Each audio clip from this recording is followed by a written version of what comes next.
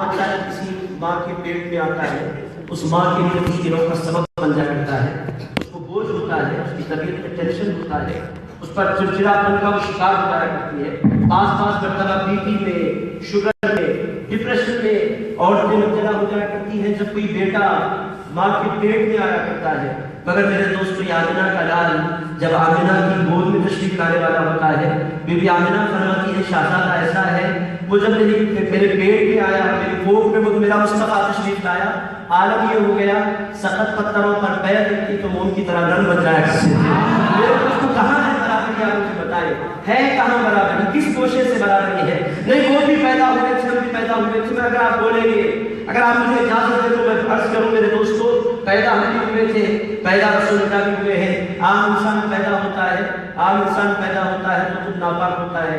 یہ جتنی محبتوں کا اظہار کیا جاتا ہے، میرا بیٹا میرے گود میں دے دو، کیسی محبت آتی ہے باپ کو، کتنا پیار آتا ہے نانا کو، اسی وقت دے دیا جائے جب وہ پیدا ہوا، کوئی پیار کرنے کے لیے تیار نہیں ہوگا۔ بچہ پورا گندگیوں میں جڑا ہوا ہوتا ہے، اس کے سارے وجود پر گندگی لگی ہوئی ہوتی ہے، اسے غسل دیا جاتا ہے، اسے پاک کیا جاتا ہے۔ دنیا کا بچہ آتا ہے تو خود ناپاک، جب وہ آتا ہے تو اس کی ماں ناپاک، جس گھر میں رہے ہو سکتا ہے وہ گھر ناپاک۔ میرے دوستو، جب دنیا کا بچہ آتا ہے تو اپنے ساتھ ناپاکیاں لے کر آتا ہے، اور اللہ کا مصطفیٰ آتا ہے۔ بی بی آمنہ فرماتی ہے میرے گھر میرے محبوب کی آمد ہوئی، میرے سرکار کی آمد ہوئی، میرے نام کی آمد ہوئی۔ عالم کیا تھا؟ رسول پاک علیہ السلام دنیا میں تشریف لاتے ہیں، روتے ہوئے نہیں آتے، حضور تشریف لاتے ہی سجدے میں چلے جاتے ہیں، سبحان ربی الاعلیٰ کی صدائیں بلند کرتے ہیں، اس کے بعد ربی حبی امتی کی صدائیں بلند ہونے لگتی ہیں۔ بی بی آمنہ فرماتی ہیں کہ سجدہ کرنے کے لیے غسل سے ہونا ضروری، سجدے کے لیے پاک جسم کا پاک ہونا ضروری، سجدے کے لیے بدن کا پاک ہونا ضروری، سجدے کے لیے انسان کو وضو کے ساتھ ہونا ضروری۔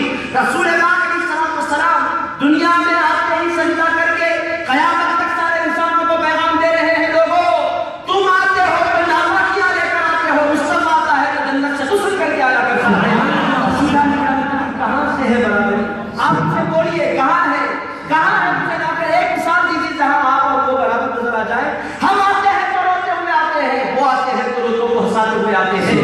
میرے دوست آتے ہیں تو ہمیں پتا بھی نہیں ہوتا کہ ہم کون ہیں، وہ آتے ہیں تو ربی اپنی امتی کی سزائیں لگا کر انسانوں کو پیغام دیتے ہیں کہ لوگوں یہ آنے والا ایک عام انسان نہیں ہے، یہ کروڑوں امتیوں کا پیغام بن کر دنیا میں شامل ہے۔ میرے دوستوں کہاں ہے؟ دیجیے ایک مثال لائیے نا جہاں آپ اور رسول برابر کے ہو جائے۔ مجھے تو کوئی مثال زندگی بھر رسول پاک علیہ السلام کی سیرت پڑھنے کے بعد بھی ایک ایسی مثال نہیں تھی جس کے ذریعے میں یہ کہہ سکوں کہ ہاں یہاں آ کر ہم سرکار کی طرح ہے۔ میرے دوستو، سرکار پاک علیہ السلام کی طرح کسی بھی حیثیت سے ہم ہے نہیں۔ میرے دوستو، آپ بچ میں کوئی مثالیں میں دو تین مثالیں آپ کی خدمت میں دیتا ہوں، آپ اس عقیدے کو اپنے ذہنوں میں بٹھائیں۔ میں کوئی معمولی بات میں آپ کی خدمت نہیں عرض کر رہا ہوں میرے دوستو، یہ عقیدے کی بنیادیں ہیں۔ اگر آپ ان باتوں کو سمجھ لیں گے، میرے دوستو ایمان ہے کیا؟ ایمان عمل کہاں ہے؟ اصل ایمان کہتے ہیں حضور پاک علیہ السلام سے تعلق کو۔ جب ان کی ذات سے بندہ جڑ جاتا ہے نا، پھر انعامات کے بندے پر دروازے کھل جایا کرتے ہیں۔ میرے دوستو، انسان کی آنکھیں بند اس وقت ہوتی ہیں کب؟ جب نور سے وہ محروم ہو جاتا ہے۔ انسان اس وقت تک نہیں دیکھ سکتا جب تک کہ اس کے پاس روشنی نہ ہو، اور اللہ نے کتاب بعد میں دی ہے، نور پہلے عطا فرمایا ہے۔ قرآن میں واضح طور پر قد جاءکم من اللہ نور وہ کتاب مبین، دو باتیں اللہ نے فرمائی، اے لوگوں تمہارے پاس نور آیا، پھر کتاب مبین آئی۔ اللہ نے کتاب کا ذکر بعد میں فرمایا، نور کا ذکر پہلے فرمایا۔ کیوں؟ کتاب بغیر روشنی کے نہیں پڑھی جا سکتی۔ میرے دوستو، کتاب کے پڑھنے کے لیے روشنی ضروری ہے؟ نہیں، بہت اچھی کتاب چھپی ہے مارکیٹ میں، جیسی بھی کتاب ہے اندھیرے میں آپ پڑھ سکتے ہیں۔ نہیں، میرے پاس آنکھیں ہیں، آنکھیں رکھنے کے باوجود اس وقت تک آپ کتاب نہیں پڑھ سکتے جب تک کہ نور نہ ہو، روشنی نہ ہو۔ اللہ نے فرمایا کتاب کھول کر بیٹھنے والوں، کتاب دکھا دکھا کر تقریریں کرنے والوں، کتاب اٹھا اٹھا کر تقریریں کرنے والوں، اے کتابوں کو اپنے سینے سے لگانے والوں اور لوگوں کو کتابیں دکھانے والوں، یہ کتابیں دکھانے سے کتاب سمجھ میں نہیں آتی، مصطفیٰ کے آگے گردن جھکا دینے سے کتاب سمجھ میں آتی ہے۔ عزیزان اکرام، چند بات میں آپ کی خدمت پیش کرتا ہوں، یہ رسول پاک علیہ السلام کس حیثیت سے؟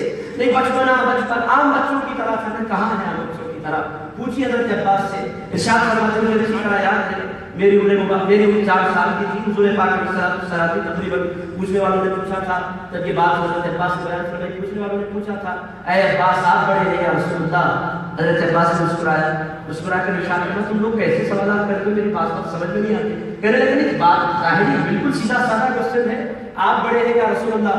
کہنے لگے میرے سرکار سے بڑا تو اس کائنات میں کوئی پیدا نہیں ہوا. اب بات ہے کہ دنیا میں کون پہلے آیا؟ ظاہری دنیا میں. کہا دنیا میں تھوڑا پہلے میں آ گیا تھا. بڑا ان سے کوئی نہیں ہوتا، ان سے بڑا کون ہے؟ آدم ان سے بڑے نہیں ہے، ابراہیم ان سے بڑے نہیں ہے، تو کوئی اور ان سے کیا بڑا ہونے لگے. میرے دوست کی تعظیم تھی. حضرت عباس فرماتے ہیں مجھے اچھی طرح وہ بچپنا یاد ہے. میرے آقا صلی اللہ علیہ وسلم مکے کی سرزمین پر بی بی آمنہ کے گھر کے صحن میں آرام فرما ہے، لیٹے ہوئے ہیں سرکار. میں بھی چھوٹا سا تھا، میرے بھتیجے ہوتے ہیں، میں بہت چھوٹا سا تھا تو مجھے اچھی طرح یاد ہے وہ لیٹے ہوئے ہیں. ہو سکتا ہے پہلی مرتبہ بی بی آمنہ لے کر آئی وہ 1 آدھ سال میں سرکار تشریف لائے تھے، 2 سال میں سرکار کی آمد ہوئی تھی مکہ معظمہ. بی بی حلیمہ لے کر آتی ہے بی بی آمنہ کے گھر. حضرت عباس فرماتے ہیں مجھے اچھی طرح یاد ہے میں دیکھ رہا تھا کہ وہ اپنے ہاتھ ہلا رہے تھے. ان کا ہاتھ کبھی ادھر جا رہا تھا کبھی ادھر جا رہا تھا. حضرت عباس فرماتے ہیں لوگوں عام بچے مٹی کے کھلونوں سے کھیلتے ہیں، لکڑیوں کے کھلونوں سے کھیلتے ہیں، انسان ان کو اپنی طرح کہنے والوں ذرا غور سے سنو. حضرت عباس فرماتے ہیں شواہد نبوہ میں ہے، کہتے ہیں کہ جس طرف رسول اللہ کا ہاتھ جھک جاتا تھا چاند کی طرف چھپ جایا کرتا تھا. سرکار پاک علیہ السلام نے بتایا لوگوں میری طرف تم کیسے ہو؟ تم مٹی سے کھیلنے والے، تم لکڑیوں سے کھیلنے والے، تم چائنا کے کھلونوں سے کھیلنے والے، تمہاری زندگیاں پورے انسان کے بنائے ہوئے کھلونوں سے کھیلنے میں گزر جاتی ہے. اور تمہارا مصطفیٰ انسان کے بنائے ہوئے کھلونوں سے نہیں کھیلا کرتا، پروردگار کے بنائے ہوئے کھلونوں سے کھیلا کرتا ہے. تم مٹی کے ہو، مٹی کے کھلونوں سے کھیلو، میں نور کا ہوں، نور کے کھلونوں سے کھیلوں گا. عزیزان گرامی کہاں ہے برابری؟ کہاں ہے برابری؟ حضرت شیبہ سے کسی نے پوچھا، حضرت رسول پاک صلی اللہ علیہ وسلم نظر نہیں آ رہے ہیں. بی بی شیبہ بہت چھوٹی تھی. بی بی آمنہ پریشان ہو گئی، کہاں چلے گئے پیارے محمد، کیوں نظر نہیں آ رہے ہیں، کہاں غائب ہو گئے؟ بی بی شیبہ سے پوچھا، رسول پاک علیہ السلام کی دودھ بہن ان سے پوچھا اے شیبہ سرکار کہاں گئے؟ کہنے لگے اے امی جان نہیں جانتی حلیمہ، مجھے پتہ نہیں ہے وہ کہاں گئے، اتنی بات میں جانتی ہوں غار کے کنارے آج صبح سے بکریاں کچھ کھا نہیں رہی ہیں، ساری بکریاں کسی کا دیدار کرتے ہوئے بیٹھی ہوئی ہے. وہاں گئے تو دیکھا وہ بکریاں کھانا پینا چھوڑ کر کسی اور کا دیدار نہیں کر رہی ہے. نبی پیارے محمد رسول اللہ کس کو پتا چلا؟ کیسے پتا چلا؟ ان کے چہرے کی جاذبیت کیا ہے؟ کہاں ہے؟ کون سے بچے کا چہرہ جان کر بھی کٹا کرتے ہیں؟ میرے دوستوں یہ لوگ بہت آسانی سے کہا کرتے ہیں لوگوں رسول اللہ ہماری طرح ہے، اس واسطے کہ حلیمہ کی بکریوں کے پیچھے ہم نے رسول اللہ کو جاتے ہوئے دیکھا ہے. اے نادان اور اے بدبختو، حلیمہ کی بکریوں کے پیچھے چلتے ہوئے تم نے دیکھا، جبریل کے آگے چلتے ہوئے تم نے نہیں دیکھا. وہ مصطفیٰ کبھی حلیمہ کی بکریوں کے پیچھے چلا کرتے ہیں تو کبھی جبریل کے آگے بھی چلا کرتے ہیں. دیکھا کرو عزیزان گرامی، آپ دیکھتے چلے جائیں بچپنے کی کیفیات سے لے کر جوانی کی طرف حضور پاک صلی اللہ علیہ وسلم کا میلان ہوتا ہے. جوانی کا تقاضا یہ ہوتا ہے کہ انسان کی نگاہیں خواتین کی طرف مائل ہو جایا کرتی ہے، یہ جوانی کا خاصہ ہے. مگر میرے دوستو حضور پاک صلی اللہ علیہ وسلم کی جوانی ایسی پاکیزہ جوانی کہ پھر آسمان اور زمین میں ویسی پاکیزہ جوانی نہیں دیکھی. سارا مکے کا حسن حضور پاک علیہ السلام کی نگاہوں میں مان پڑ گیا تھا. میرے دوستو حضور پاک علیہ السلام کا میلان انکسار نہیں، میلان اللہ، ان کی ذات ہمیشہ اپنے مولا کی طرف رجوع رہی. وہ کیا خواتین کی طرف مائل ہوتے؟ میرے دوستو جو ان کی صحبتوں میں بیٹھ جایا کرتے تھے نا، روم جب صحابہ کرام نے بتایا، جب روم میں صحابہ کرام داخل ہوا، ادھر بھی روم کا حسن، ادھر بھی روم کا حسن، روم کی ساری خوبصورت خواتین کھڑی ہیں اور رسول پاک علیہ السلام کے صحابہ کے دیدار کے لیے دیکھنا چاہتی ہیں کہ حضور کے صحابہ روم میں داخل ہو رہے ہیں. کیفیت کیا ہے؟ وہ کیا عورتوں کی طرف میلان رکھ سکتے ہیں؟ حضور پاک علیہ السلام کی صحابہ کی تعداد 100 میں نہیں تھی، ہزاروں میں حضور کے صحابہ اس موقع پر روم میں داخل ہو رہے تھے. اللہ گواہ ہے کسی ایک صحابی کی نگاہ اٹھ گئی ہو تو سارے کا سارا حسن دیکھ کر دم رہ گیا. نہ صرف عورتوں نے اسلام کا کلمہ پڑھ لیا بلکہ مردوں نے بھی اسلام کا کلمہ پڑھ لیا. کہنے لگے صحابہ کی آنکھوں کو یہ طہارت عطا فرمانے والا جب جس کو ٹریننگ ملی وہ اس قدر پاکیزہ ہے تو ٹرین کرنے والا کس قدر پاکیزہ ہوگا. اسی دوست بات میں آپ کی خدمت میں رکھا ہوں، کہاں ہے، کس پہلو میں ہے. نہیں شادی رسول اللہ نے بھی کی، ہم نے بھی کی ہے. میرے دوستوں میں اگر کھل کر آپ کی خدمت میں عرض کروں نا، ہم شادی کرتے ہیں، ہماری بیوی ماں ہوتی ہے، 2 بچوں کی ماں، 3 بچوں کی ماں. اس زمانے میں لوگ 10-12 بچے تو پیدا کر بھی نہیں رہے ہیں. اس زمانے میں فیملی پلاننگ کی جا رہی ہے. لوگ آج کل بہت ماڈرن ہو گئے ہیں، انسان حد سے زیادہ ہوشیار ہوتا جا رہا ہے۔ میں پالنے والا ہوں، کیسے پلے کے 4 بچے؟ آپ ہیں کون؟ آپ فکر کیوں کرتے ہیں؟ اللہ پر بھروسہ کیجیے۔ پچھلے لوگوں کو بھی اللہ پالتا تھا۔ اللہ نے قرآن مجید میں واضح طور پر وعدہ فرمایا ہے کہ لوگوں نہ تم اپنے بچوں کو کھلاتے ہو، نہ تمہاری بیویاں اپنے بچوں کو کھلاتی ہیں، نہ تم پالتے ہو تو نہ تمہارے ماں باپ پالتے ہیں۔ نحن نرزقهم وإياكم، ان کو کھلانا بھی میری ذمہ داری ہے، تم کو کھلانا بھی میری ذمہ داری ہے۔ اگر میرے دوستوں جو بات عرض کرنی ہے، یہ کہتے ہیں حضور نے بھی نکاح کیا، ہم نے بھی نکاح کیا، ہم نکاح کریں تو عورت جو ماں بنتی ہے 2 بچوں کی ماں، 3 بچوں کی ماں، بہت ہو جائے 10 بچوں کی ماں، اس سے زیادہ تو لوگوں کی ماں نہیں بن سکتی۔ مگر میرے دوستو جو زوجہ رسول پاک علیہ السلام کی زندگی میں داخل ہوتی ہے، وہ چاہے بی بی خدیجہ ہو، چاہے بی بی عائشہ ہو، چاہے بی بی زینب ہو، یا کوئی اور بی بی حفصہ ہو، کوئی بھی زوجہ، جب کوئی خاتون حضور کی زوجیت میں داخل ہوتی ہے، وہ 2-3 لوگوں کی ماں نہیں بن جایا کرتی، وہ کروڑوں امتیوں کی ماں بن جایا کرتی ہے۔ سارے اولیاء کے سر ماں کے قدموں کے نیچے، کس کے سر؟ میرے دوستو آپ کے ہمارے سر نہیں اپنی ماں کے قدموں کے نیچے، مگر بی بی خدیجہ کے قدموں کے نیچے پوری دنیا کے سارے اولیاء کے سر، ساری دنیا کے سارے احباب کے سر، سارے مفسرین محدثین کے سر، سارے علماء متکلمین کے سر، میرے دوستو غوث اعظم مستقیم کا سر، حضرت خواجہ غریب نواز حنظل غنی کا سر، میرے دوستو دنیا کے سارے اولیاء کا سر کن کے قدموں میں کیا کیا ہے؟ ساری دنیا کے سارے اولیاء بولتے ہیں لوگوں ہر ایک کی ماں اس کی ماں ہوا کرتی ہے، مصطفیٰ کی بیوی پوری امت کی ماں ہو جایا کرتی ہے۔ کہاں ہے برابری؟ آپ بھی بول سکتے میں بھی انہیں کی طرح ہوں، میری بیوی بھی کل سے پوری امت کی ماں بن گئی ہے، ایسا بول سکتا ہے کوئی؟ میرے دوستو قیامت تک نہیں بول سکتا۔ اگر ایسا کوئی بول بھی دینا خدا نہ خواستہ چاہے اس کے علاقے میں ایک ہی ایڈریس اس کے لیے ہے، اسے سیدھا کینیڈا بھیج دینا چاہیے۔ میرے دوستو اس کے علاوہ اس کے رہنے کا کوئی ٹھکانہ نہیں ہو سکتا، نہیں رہ سکتا وہ اس معاشرے میں۔ ہر ایک کی بیوی اس کے اپنے بچوں کی ماں، اور رسول اللہ کی زوجہ پوری امت مسلمہ کی ماں۔ میرے دوستو ہر ایک عورت کے قدموں کے نیچے اس کے بچوں کی جنت، اور بی بی خدیجہ کے قدموں کے نیچے، بی بی عائشہ کے قدموں کے نیچے کل اولیاء، کل اہل بیت، بڑے بڑے صلحاء کی جنتیں ان کے قدموں میں ہے۔ میرے دوستو یہ عزت، یہ شرف، یہ ایک مرتبہ کیسے ملا؟ یہ رسول پاک علیہ السلام کی جدا اور انفرادی شان ہے۔ لوگ کہتے ہیں ان کو بھی بچے تھے، ہمیں بھی بچے ہیں۔ میرا دوستو ان کے بچوں کی شان میں کیا بولوں؟ ان کے صاحبزادے کہاں اور ہمارے گھر کے بچے کہاں؟ کیا کہاں سے کوئی مثال ہے؟ کس گوشے سے یہ برابری کا دعویٰ کرتے ہیں؟ کیسے کرتے ہیں؟ کس قدر ہمت کہاں سے آ جاتی ہے؟ میری سمجھ میں نہیں آتا۔ میرے دوستو ہماری بچیاں ہمارے گھر کے لیے بھی سرداری کا دعویٰ نہیں کر سکتی۔ بچی بچی ہوتی ہے، بچی کسی اور گھر کے چلے جانے والی ہوتی ہے، کوئی اور گھر کی مہمان کہیں اور جانے والی، وہ وہاں جا کر میں سرداری کا دعویٰ نہیں کرتی۔ وہاں جا کر بچی بولے گی میں اس پورے گھر کی سردار ہوں، شوہر بولے گا تمہیں کیا کرو؟ سرداری گھر کی سرداری کو اللہ نے مجھے دی ہے۔ رجال قوامون علی النساء، یہ قرآن کا باضابطہ قاعدہ ہے کہ مرد عورتوں پر فوقیت رکھتے ہیں۔ عورت بیٹی بن کر رہتی ہے تو بھی گھر میں سردار نہیں رہتی، عورت شوہر کے گھر جاتی ہے تو مرد کے تابع رہتی ہے، وہاں بھی جا کر سرداری کا دعویٰ نہیں کر سکتی، شوہر کو اپنا غلام نہیں کہہ سکتی، شوہر کو اپنا سردار کہنا پڑتا ہے، اس کو اپنا سردار ماننا پڑتا ہے، اس کو اپنی ذات پر فضیلت دینی پڑتی ہے۔ میرے دوستو دنیا کی بچیاں ہوتی ہیں تو کہیں کی سرداری میں نہیں ملا کرتی، مگر جب کوئی بچی رسول پاک کے گھر جنم لیتی ہے، سیدہ فاطمہ بن کر وہ جب جنم لیتی ہے تو اللہ کے رسول فرماتے ہیں فاطمہ میں تجھے صرف دنیا کی سرداری نہیں عطا فرما رہا تجھے جنت کی سرداری بھی عطا فرما رہا۔ میرے دوستو کہاں ہے برابری؟ ان کی بچیوں کی برابری دنیا بھر کی عورتیں مل کر نہیں کر سکتی، تو ان کی برابری کی باتیں کہاں سے ہو سکتی ہے؟ پھر اس آیت کا کیا کرے؟ آیت کہہ رہی ہے نا، تو میرے دوستو بہت سی ایسی آیات ہوتی ہے جن کا ترجمہ یا جن کی تشریح یا جن کی توضیح نہیں کی جا سکتی۔ یہ بہت کم علمی کی بات ہے۔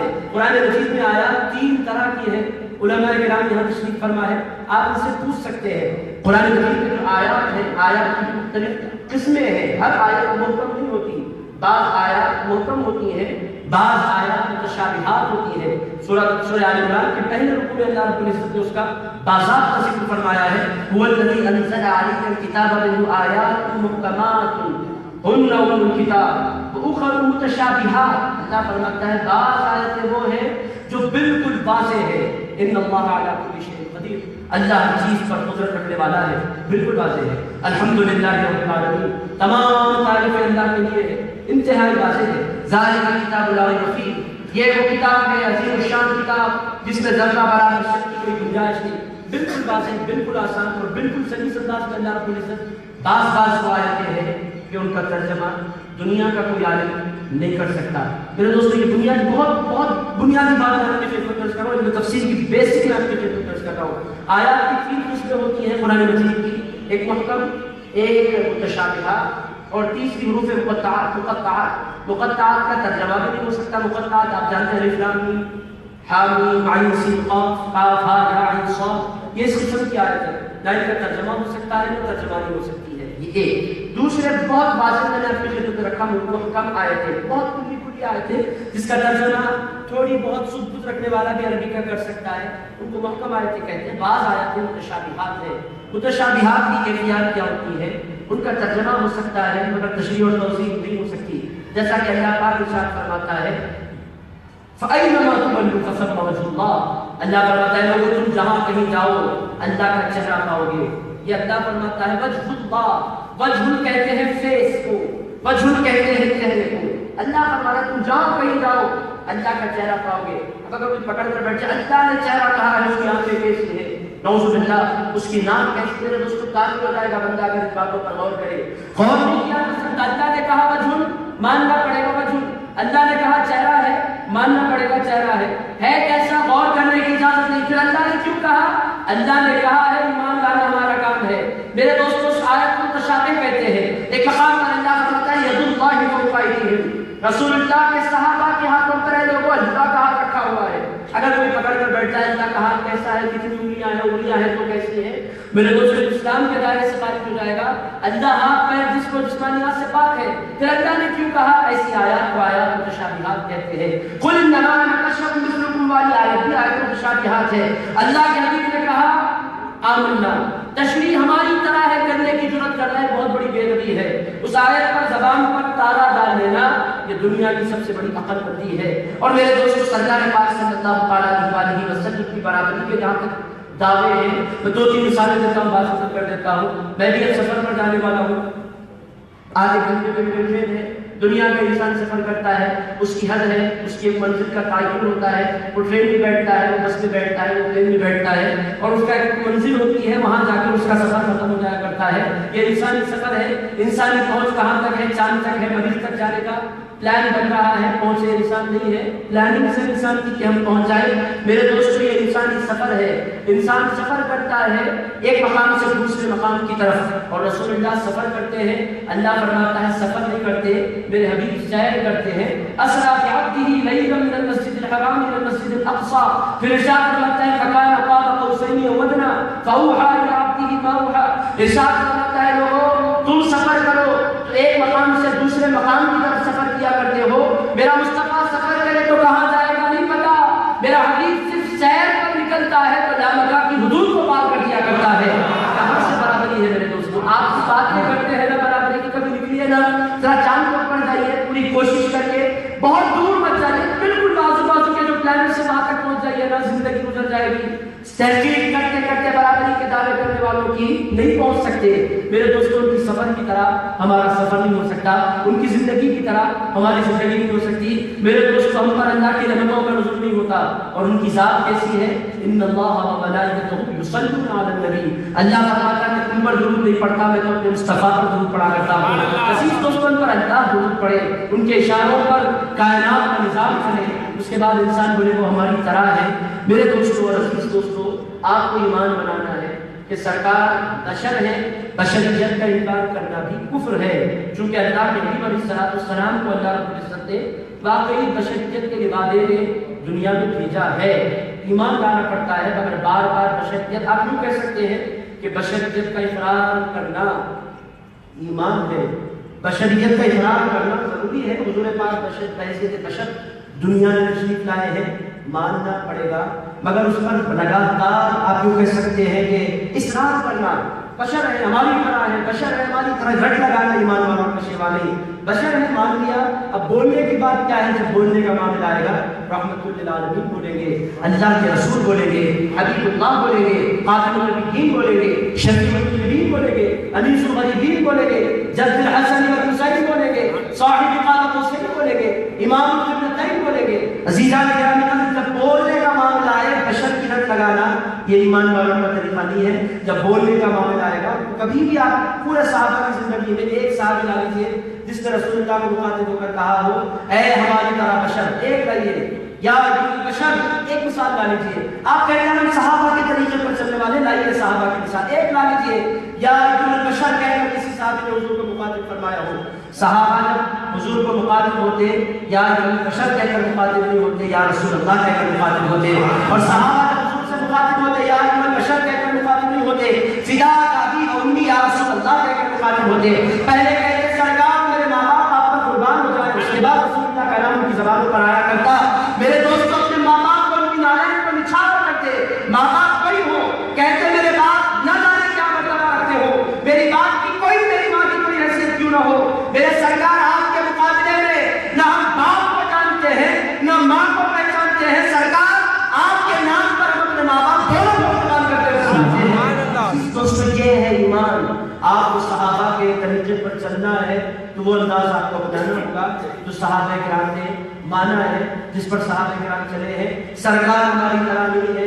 میرے دوستو ایک ایسا موضوع ہے کہ اس پر گھنٹوں بولو. ہر جگہ سرکار الگ نظر آتے ہیں. تجارت ان کی جیسی تجارت کوئی نہیں کر سکتا، چلنا ان کے جیسا کوئی نہیں چلتا. ہم چلتے ہیں تو ہماری چھٹی پاس مطلب ہمارا ساتھ نہیں دیا کرتی، اور وہ چلتے ہیں تو بادل ان پر سایہ کرتے ہیں. عزیز دوستو ہم پوری محنت کر کے بھی یہ لائٹ اپنی جگہ سے نہیں ہلا سکتے، اور رسول اللہ اشارہ کرتے ہیں تو چاند دو ٹکڑے ہو جایا کرتا ہے. میرے دوستو ہم پوری جدوجہد کرنے کے بعد بھی ایک ٹہنی کو اپنی جگہ سے نہیں ہلا سکتے، اور رسول اللہ اشارہ فرماتے. تمام حدیث کی کتابیں موجود ہیں. حضور جب بھی طہارت کے لیے کھلے مقامات پر ضرورت کے لیے تشریف لے جاتے، سرکار کی ذات کے اندر بے پناہ اللہ کی عزت نے حیا رکھی تھی. سرکار ضرورت کے لیے صرف بیٹھ کے نہ ادھر سے طرف نکلتے ادھر سے طرف نکلتے، دائیں سے طرف بائیں کی طرف، ہر طرف سے طرف نکل کر آتے اور حضور پر سایہ کرنے لگ جاتے. عزیز دوستو یہ کیا ہے؟ رسول پاک علیہ السلام کا سایہ کر کے درخت بھی بتلا رہے ہیں کہ لوگوں تم زندگی بھر مل جاؤ، تم کروڑوں ہستیاں بھی مل جاؤ، نہ مصطفیٰ کی نالین کے برابر نہیں ہو سکتے. ہم تمہیں جانتے نہیں، ہم تمہیں پہچانتے نہیں، ہم تمہیں مانتے نہیں، مگر رسول اللہ کو جھاڑ بھی جانتے ہیں، پہاڑ بھی جانتے ہیں، پتھر بھی جانتے ہیں، حجر بھی جانتے ہیں، بشر بھی جانتے ہیں، کائنات کا ایک ذرہ جانتا ہے.